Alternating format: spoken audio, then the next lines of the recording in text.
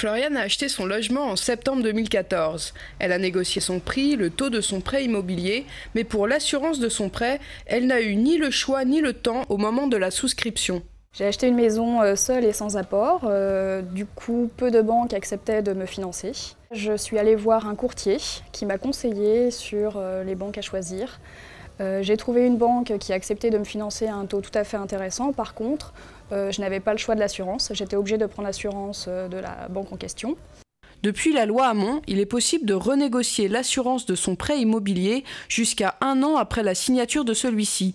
Seule condition, présenter des garanties équivalentes. Pour Olivier Guéraud, la loi Hamon est une victoire au profit des consommateurs. Vous aviez un certain nombre de professionnels, pas tous, vous avez un certain nombre de professionnels qui ont entendu pas jouer le jeu, qui ont entendu essayer d'impressionner les gens à l'oral, de manière à ce qu'on ne puisse rien prouver, parce que c'est strictement interdit de faire dépendre les conditions du crédit au fait qu'on prenne l'assurance emprunteur chez la banque.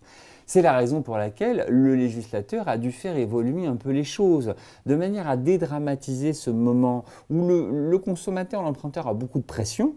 On a prévu que, très bien, il prend le crédit, il prend l'assurance emprunteur chez son banquier, mais il a 12 mois pour réfléchir, il a 12 mois pour aller voir ailleurs et pour dire à son banquier, moi j'en prends une autre et elle présente un niveau de couverture équivalent. Aujourd'hui, on est dans une situation beaucoup plus confortable pour faire jouer la concurrence, y compris dans le domaine de l'assurance emprunteur.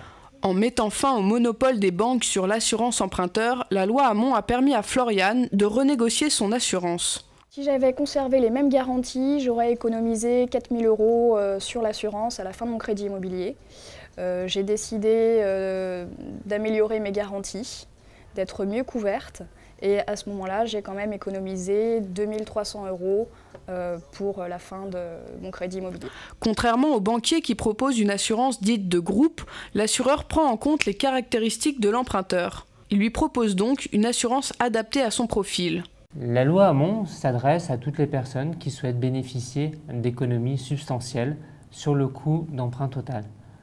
Alors on pense aux personnes jeunes, non-fumeurs, mais aussi toutes les personnes qui n'ont pas eu l'occasion ou le pouvoir de négocier au moment du prêt, du fait d'une capacité d'emprunt limitée. C'est après coup qu'ils peuvent tranquillement négocier à tête reposée leur assurance de prêt et de faire de réelles économies. Il faut noter que sur des exemples, nous sommes jusqu'à 50% d'économies sur l'assurance de prêt. Si l'assurance emprunteur représente entre 10 et 25% du coût total du crédit immobilier, la renégociation est encore peu courante. À partir du 1er octobre 2015, les banquiers seront obligés de remettre une fiche standardisée sur l'assurance à tous les nouveaux emprunteurs.